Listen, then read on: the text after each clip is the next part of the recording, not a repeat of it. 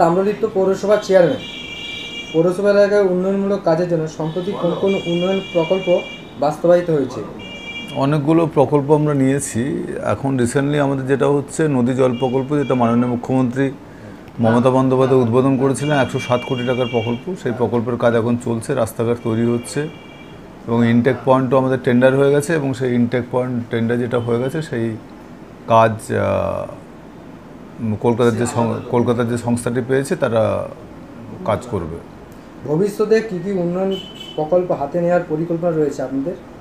মাননীয় মুখ্যমন্ত্রী মমতা বন্দ্যোপাধ্যায় গত 12 জানুয়ারি তিনি 6 কোটি টাকার প্রকল্প উদ্বোধন করেছেন এবং সেই প্রকল্পগুলো আইন অনুযায়ী ধীরে ধীরে টেন্ডার হবে এবং ধীরে ধীরে সেই সমস্ত প্রকল্পের কাজ শুরু হবে এবং সেই মতো আমাদের উন্নয়নের কাজ এগিয়ে চলবে।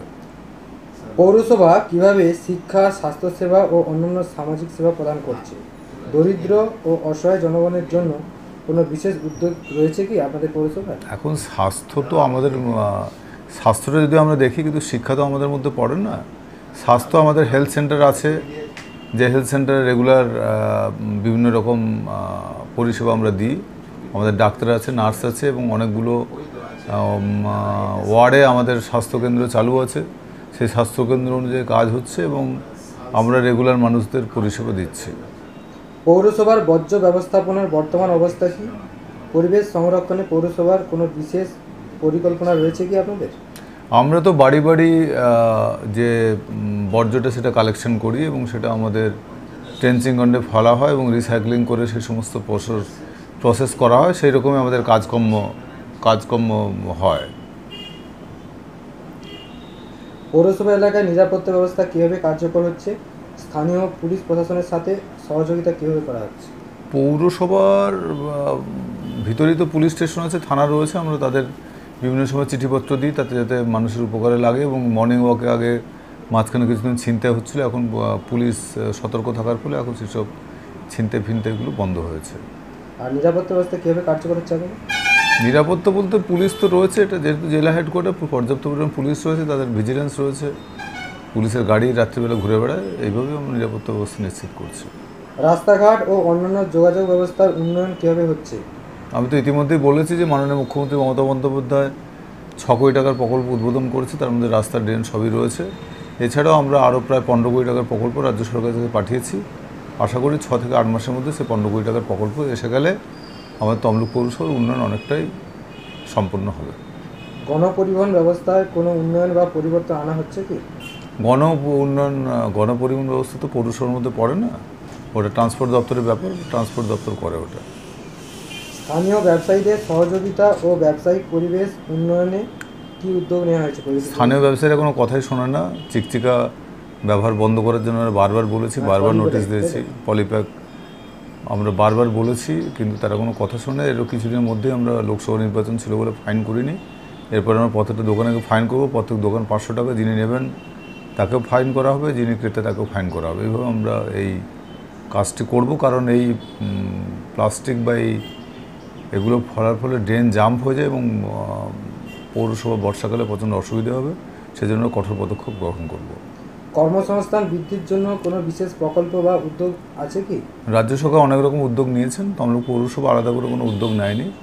তবে আমরা টেলারিং, মেয়েদের স্বাবলম্বী করার জন্য টেলারিং শেখাই, আমরা নার্সিং, শর্ট টার্মে নার্সিং কোর্স করাই, ITI জাতীয় কোর্স করাই। এইভাবে আমরা মানুষকে স্বাবলম্বী করার চেষ্টা করছি।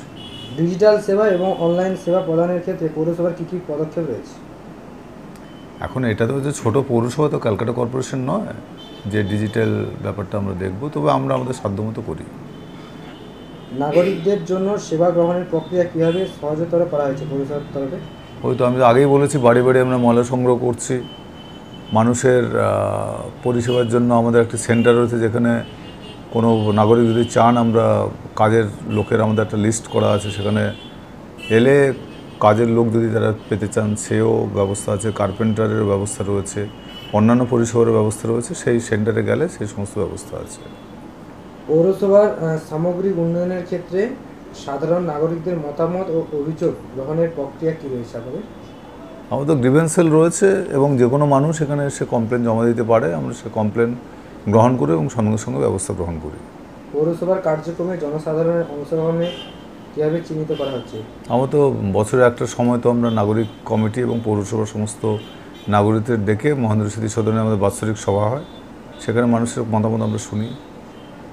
জল প্রকল্প নিয়ে কী বলবেন আপনাদের? জল প্রকল্প এগিয়ে চলেছে এবং আশা করছি 2026 আমাদের ডেডলাইন। 2026-এর মধ্যে নদী জল প্রকল্প তাম্রলিপ্তের মানুষ পৌরসভার মানুষের বাড়ি বাড়ি যাবে, এটা আমাদের বিশ্বাস। ডেঙ্গু নিয়ে কী চিন্তা ভাবনা? ডেঙ্গু নিয়ে ইতিমধ্যেই আমাদের অনেকগুলো কমিটি আমরা করেছি, তারা বাড়ি বাড়ি ঘুরছে এবং ইতিমধ্যেই আমরা গত সপ্তাহে আমরা মিটিং করেছি আলাদা আলাদা করে। সেখানে হসপিটাল কর্তৃপক্ষ ছিল, সিএমএইচ ছিল, আমাদের সমস্ত ডাক্তারবাবুরা ছিলেন, কাউন্সিলর ছিলেন, সবাই মিলেই আমরা এই কাজটা করছি। কয়েকদিন পর তমলুক শহরে ঐতিহাসিক রথযাত্রা উৎসব পালিত হবে, এটা নিয়ে পৌরসভা কোনো চিন্তা ভাবনা কিছু করছে? আমরা ব্লিচিং দিই, যেখানে রথ পালিত হয় সেখানে আমরা জল দিই, পরিষ্কার পরিচ্ছন্ন করে দিই, এইভাবে আমরা পরিষেবা দিই।